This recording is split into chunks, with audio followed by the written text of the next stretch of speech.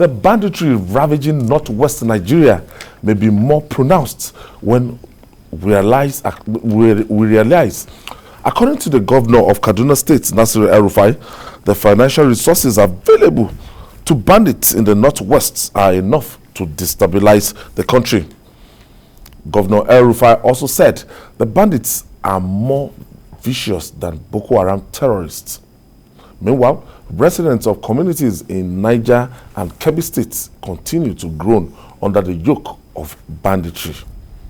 Julie, these bandits, I don't think Governor El-Rufai is overestimating, because the quantum of money they collect as ransom, you can hardly hear bandits demanding for 1 million naira ransom, 2 million naira ransom. Do you understand? Those ones are not, they are not bandits. So they are people, maybe bandits who have just started the trade, who ask for 1 million. They are talking about 20 million, 100 million.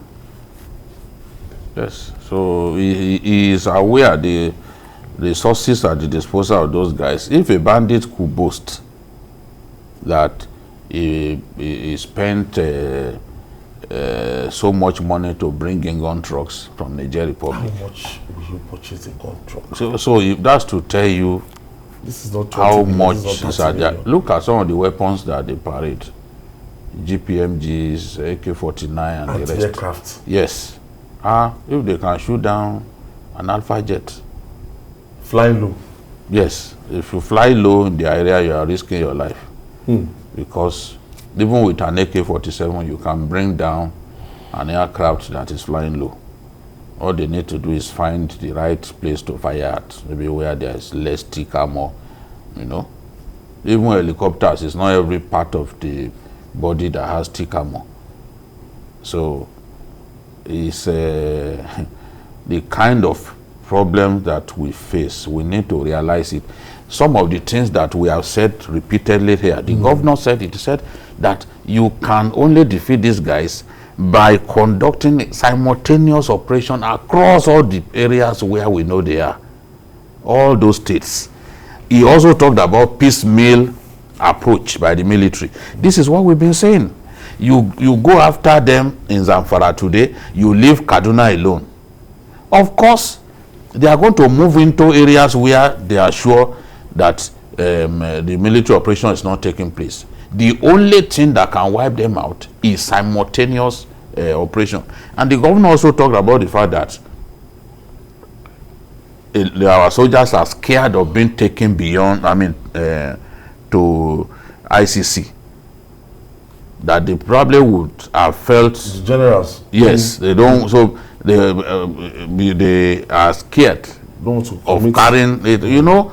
We can sit here and say, oh, they are terrorists. That's not how the international community views them. The governor said something about the fact that they don't even have leadership structure, and a lot of their leaders are not known. When it comes to who is a terrorist, there is a way that they are globally defined. We can't on our own just say, oh, these guys are terrorists. There is a global... because that is our... because we feel... Yes, you know, it's not... Now you've declared them terrorists because you felt that, look, once you did that, the army will simply go and wipe them out.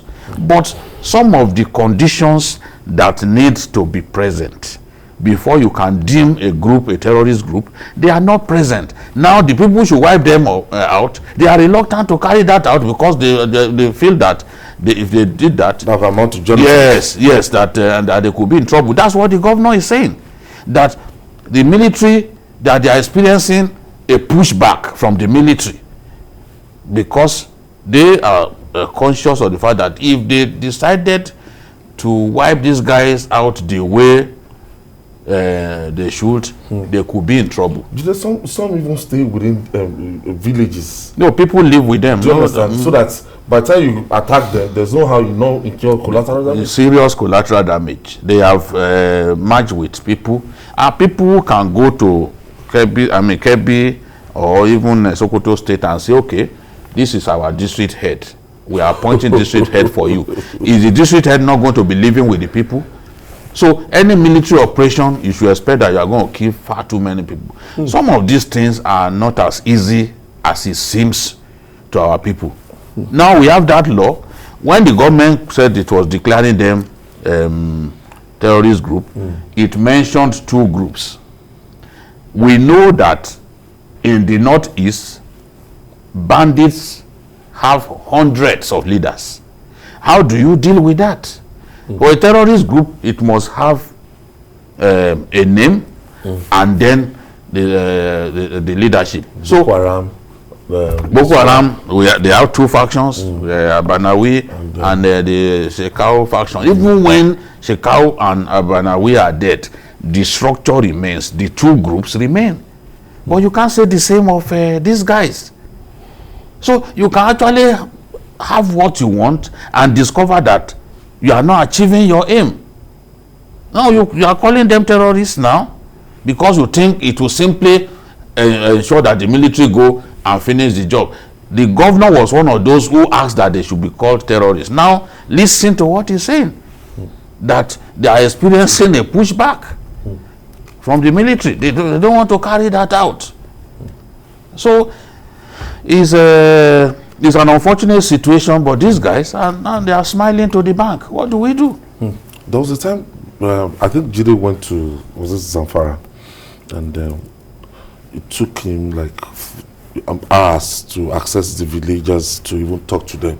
So anytime that they have any problem, military cannot or police cannot even access that place on time.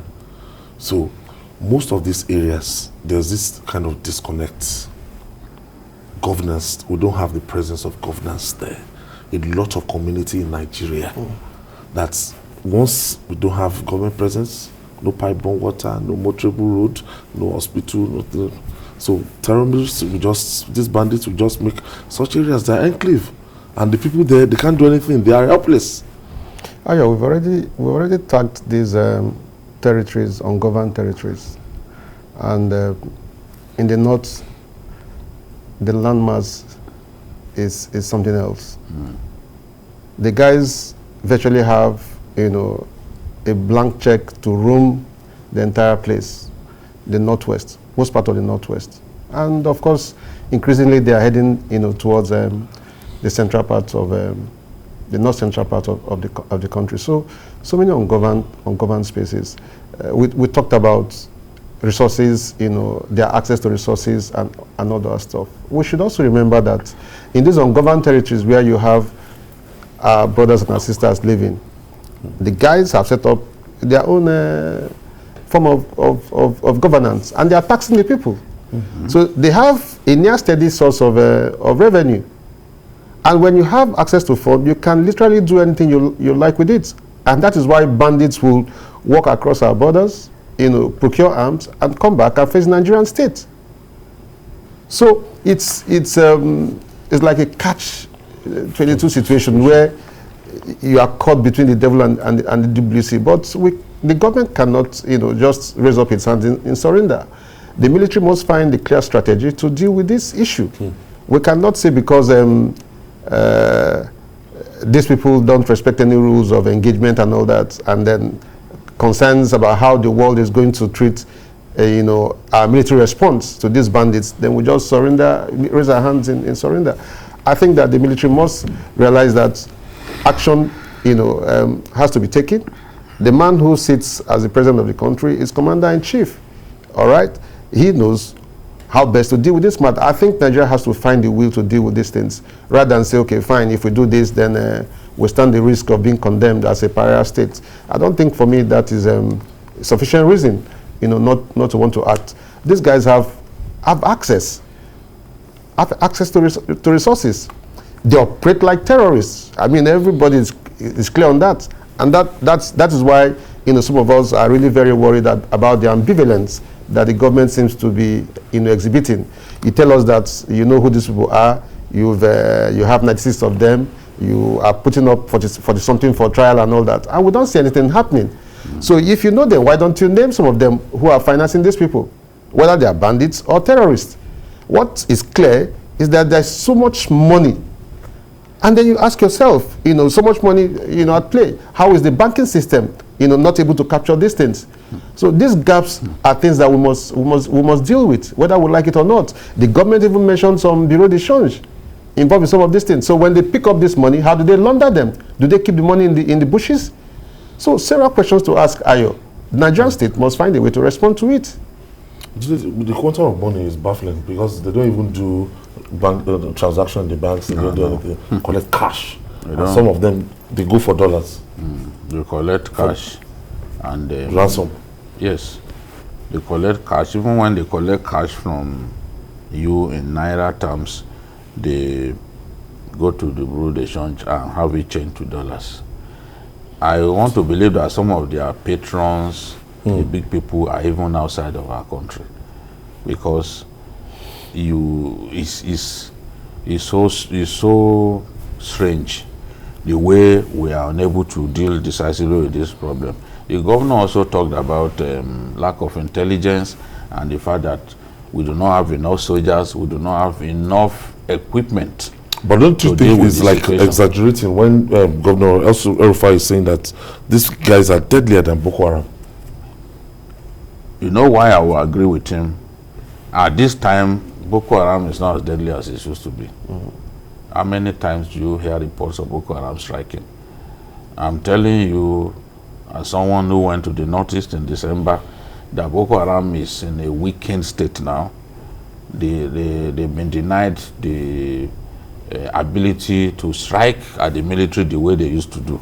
So as we are defeating Boko Haram in the northeast, and we are getting reports of peace gradually returning, some of them surrendering, we have a bigger problem in the northwest. I think that's the point that he's trying to make. Yes. And there's a bigger problem over there. And don't also forget that some of the Boko Haram guys have now gone to the northwest. Yes. They are working together. Like those guys in Niger State. Yes, they even announced that those ones didn't hide. When those Kagara students were kidnapped, they said that it was Shekau that sent them. If people who have access to that video, they said that their loyalty is to Shekau. So people should not deceive themselves that elements of Boko Haram are operating now as bandits in the northwest. I guess that's part of what the governor is saying. There is some level of cooperation between both groups. Remember, it was Shekau that sponsored the kidnapping of the Kankara students. He was the one who released the video of those children. So now Boko Haram is now spreading its tentacles to the northwest, and of course they are more brutal, they have greater resources, they have equipment with which to engage the army. Were the bandits shooting down aircraft before? They weren't. Were the bandits snatching armored vehicle of the army before? They weren't. But we've seen them do that in the last few months, snatching military armored vehicle. So Boko Haram is already in these areas. We have to admit the truth. So that's where I guess that's the point that he's making. And he also said something that the Fulanis, that the bandits, those of them who are Fulanis, will find it difficult to give it up because the kind of money that they were making from selling cattle, that they make a lot more from kidnapping. That's what he's saying. You know, he said it before. He said it before. He has repeated it again. He's a man who is known for speaking the truth. He has repeated it again that, look, forget it. The Fulani man who used to sell cattle now is gone into kidnapping. The money that is making in kidnapping is too humongous for you to think that he will go back to cattle breeding. That's the dilemma that we face. So yes, that's the armored vehicle that they collected. When bandits are collecting armored vehicles. What effrontery? They have weapons. They have weapons. We are at war. We have to tell ourselves that we are at war. That's why the governor is calling it insurgency. It's a big problem that we face. In Niger, they overrun military barracks not once, not twice. So, how else can you describe that? It's war. That war brought to us. And whichever way we can find to win the war, we have to find a way. Absolutely. The level of unemployment in the country, this is a reflection. Look at these guys now. They are young men. I doubt if you have people in their 40s or 50s, if you have anybody around here. That's tough. As in, look at them. Yeah, unemployment level at 33%. Okay, Ayo, that's huge. That's huge. That's as if it hasn't gotten worse. We're told at some point that the unemployment level here was about 33%. No, it's close to 40 now. Okay, so this 33%. It's conservative. Around 5-6 years ago. It's conservative. Just like when people say, 13.5 million out of school children. At a time when they are even going to schools to kidnap people. That was before they even started it. 20 million. Is a ready recruitment ground, you know. And then you also want to recall that some of these terrible guys are known to offer, you know, sums of money that these unemployed people cannot, you know, say no to. They hire them as informants. Yes. They tell you about truth movement. So it's a big industry. Let's not pretend. I think that's the point that Governor El-Rufai, you know, was making. So, but how can the government, you know, intervene in this devilish business? Do you know what they are also doing to deal now? With it. Do you know what they are also doing now? Even they will call people and say, look, if you don't release money, we are coming to your house to kidnap you and your children. So even in urban centers now, they go to kidnap people after warning you to bring money if you don't bring money. So one guy got angry and he was saying, look, it won't be better for you if you don't come and kill all of us. Look at the kind of money that you're asking from me. I don't have it. Kill me if you want. They said, we will slaughter you like goat. He said, come and do it. People are frustrated. No, but it tells you how mean these guys are. I mean, you kidnap a set of Nigerians, keep them for months until they are able to pay the levy you have placed on them. Some, they will ask them to even pay that ransom. Do you understand? They will agree on ransom. Some sell houses. They will abduct the person that came to pay. Yes, and the person that came to give them the ransom. You keep people for 1 month, 2 months, 3 months until they are able to pay what you have asked for. That's to show you how mean they are. Another are. problem that is facing us is the way this thing will be affecting the food baskets. Like a state now, like every state, when we know that, look, that's almost our headquarters for rice farmers and everything. So if you start having insecurity in this kind of states, one of the reasons why we have why food is expensive in our country is this problem. And until we defeat these bandits, it will not. It will get worse. Because how do you get people to go to the farms? You can't. Okay. For more updates on the security situation in Kebbi, just as Jide mentioned, let's join the community leader, who is Dan Masani of Jauri, Alhaji Abdullahi Muhammad Lamba. Thank you for joining us. Thank you very much.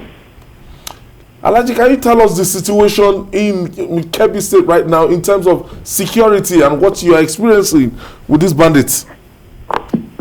It's a pity that because of the weakness of the kind of administrative leadership we have in Kebbi, Yauli will have been seriously crippled. Because like the students that were already are still under captives by the Boko Haram and these bandits.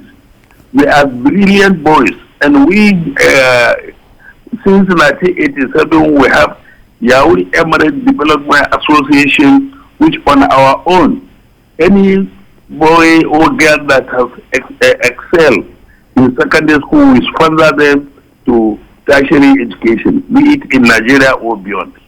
But the unfortunate part of that, the kind of leadership we have in Kebbi is our big problem. We have nothing. We have a lot of talking, but when it comes to performance, virtually nothing is done. And even nobody bothered even to know the whereabouts of the remaining of these boys. Some of them have been paralyzed and some of them have been subjected to so many life hardships. And the parents, some of the parents have died under serious frustrations. We heard that some of the bandits even impregnated those FGC students. Honestly speaking, these bandits are not working for any religious practice. Rather, they are doing it for their personal interest. They raise these boys, not only boys and girls, they raise virtually everybody.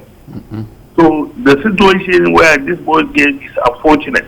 And nobody would like to see his son or his daughter or even grandson or granddaughter in that kind of circumstance.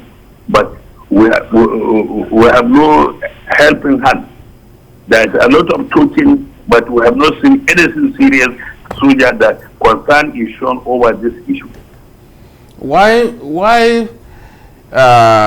wasn't the school closed before the attack? Because I understand there was a security report that bandits could move in from Niger State to Yauri to kidnap those children. Why did we not close the school before these people struck and took away so many of those children? For your information, that school has been established as far back in 1974 during the time of General Yakub Gawan when he introduced emergency teachers training college. It was that school that was combated, and this issue of closing or not closing is not under the control of the poor parents. It's the responsibility of the government because of the nonchalant attitude. They have not taken even a lot of reports was submitted. Sorry for that interruption. So, Jide, you have painted the kind of gory picture of the situation they're facing. Yes. And I don't know. You heard him saying that some of the teachers, some of the parents are dead as a result of what frustration they are going through. Their children are still in bandits' hands. For how many months? Yes. They release some with pregnancy, some are still there.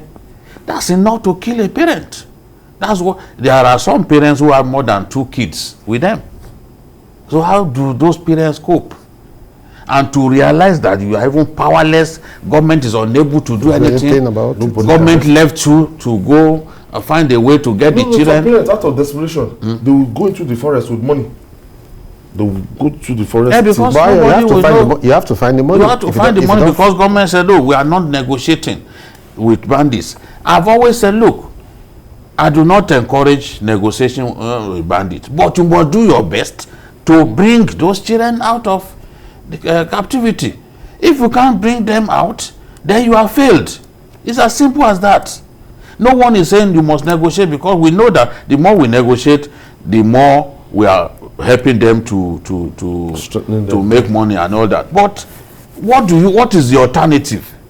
Get these children. People can't be with bandits. Women can't be, young women, girls can't be with bandits for 6 months, and you are surprised that they are impregnating them. And sometimes we have Stockholm syndrome situation there. Yeah. Those girls, they won't want to come back. Yes, some of them, they are already on. They are even said some have even married. They've married some of these girls. You go to other parts of Kebbi State, the Zulu area, they are not allowing people to live in peace. Go to Niger State, they are not allowing people to live in peace. The governor has gone grey. Out of complaining and complaining and complaining, he has gone to Abuja repeatedly. No solution. No solution. So the question is, how much longer can we take the nonsense that these bandits are giving us? The state has the responsibility to defeat these guys. And their growth is alarming. Yes. Now, when you can see that they are making it, they are marrying. Somebody showed me one of Truji's wives, young, very beautiful girl. When people can see that musicians are singing their praises, they are making it, they are making money, why won't people join them? Young people will go and join them. Young people will offer to join themselves. Do you know how many people buy bread and resell to bandits? Because the bandit is ready to buy it at 4 times the price. So you have people buy petrol. They know that petrol is the live wire of the bandit, because that's what they put in their motorcycles. People who risk their lives take petrol to these guys. They know that the bandit offers big money to informants. People will work as informants for them. So when vehicles are passing, they know there's a big man's vehicle. They are the ones who will call the bandit. We said the other day that we are banning the use of telco services in some of those areas. It didn't achieve the aim. It didn't achieve the aim because banditry didn't come down during the period. That is a fact. And we cannot do it permanently. We've now said, okay, people can go back to using their phones. This is a situation that government will need to look for a long-lasting solution, and because they've allowed it to fester, so their growth now, the development now, they're now spreading. Yeah, so the very first thing is for government. They're already so the very first thing, south. The very first thing. So nobody will sit in prison. The very first thing is for the government to admit that we have an emergency on our hands. 2, in admitting that we have an emergency, we should rightly brand it anarchy, because that is what it is.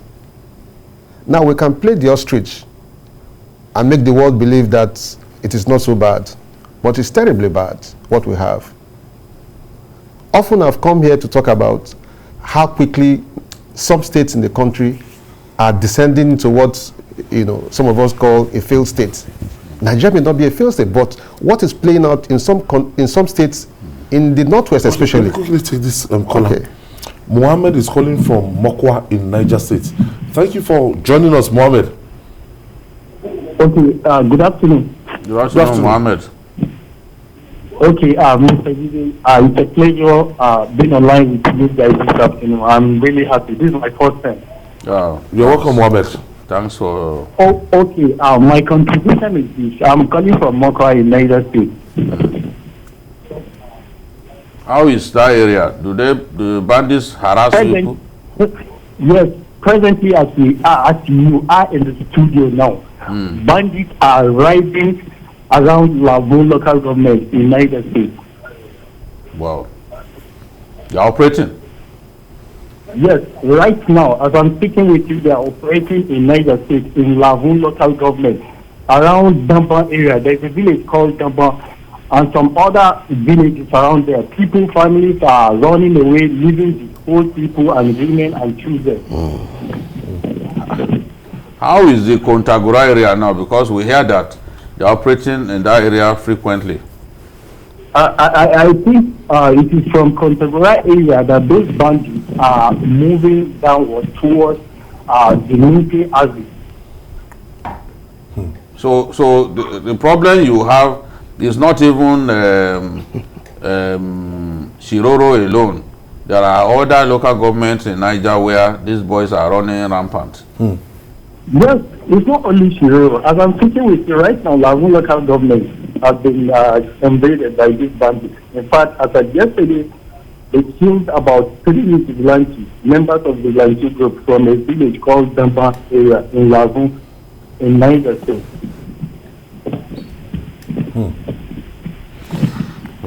Thank you. Jide, before we start praying for Ukraine, we need to pray for Nigeria. Yes. Because there are areas, there are areas in Nigeria, and even Nigerians, they don't know what is happening. They don't even know the extent of the extent of this. A lot of our people, to Katsina, to Kaduna, a lot of our people are hypocrites. Hypocrites. Big time hypocrites. We have problems in our country, we are reluctant to admit it. But when something little happens in France, you go and take their flag, you say you are solidarizing with them and all that. In your country, there's a bigger problem. Honestly. For reasons best known to you, you are reluctant to admit it. You are turning your blind eye to it. You make it look like, no, there is not a problem. It's the media that is making it up. The people who are calling from Niger and other places now, are they media people? Is it Babajide that is saying it? Is it Babajide that is saying it? So, before we continue to pray to God the crisis in Ukraine, that it should end, the wars in Ukraine should end. Pray for your own country. Pray for your country that this problem, what we have in Ukraine, if they call the two parties together, in one day they can solve this problem. Yes. And that process has even begun. Yes. The Ukrainian president will say, no, I don't want to meet with them in Belarus because he thinks that Belarus is pro-Russia. Down ground. So this one, they can solve their own problem even with dialogue. But the problem of banditry, can we solve it with dialogue? So there is a bigger problem that we face as a country, much bigger than what they are going through in Ukraine. I'm telling you. So you can float in the mouth, make all kinds of noise about Ukraine, but remember your country, because you don't have anywhere else. We must pray for our country. Honestly. We must commit to solving this problem. If you think you are in the south, that you are not concerned, it's coming down south. We are feeling it. Have we not, Lagos-Ibadan Expressway, are we not feeling it? It's already here with us. Are we not feeling it? In even on the way to Ijebu, are they not kidnapping people? A lot of those cases don't even get reported. You know? Are we not feeling it in Auchi, Edo North and all that? My own auntie was kidnapped in our state, and it was in Edo State that ransom was paid, and we had her freed. So what are we talking about? You said it last week. Even my own local government, Ose local government, yes, in Ondo State, you are feeling Ijagba, Imoru, Sobe, all these areas, the bandits, they've overtaken. Yes, so the village is there. So the problem we face, is it not bigger than that of Ukraine? Do you know how many people have died? In Kaduna alone, Governor El-Rufai said, if Zamfara, Katsina, Niger will commit to detailing fatalities the way Kaduna has done, that it will be 3 times higher than Kaduna State. That's what he's saying. Everybody wants to just... Yes, you kill over 1,000 people within a short period. All right.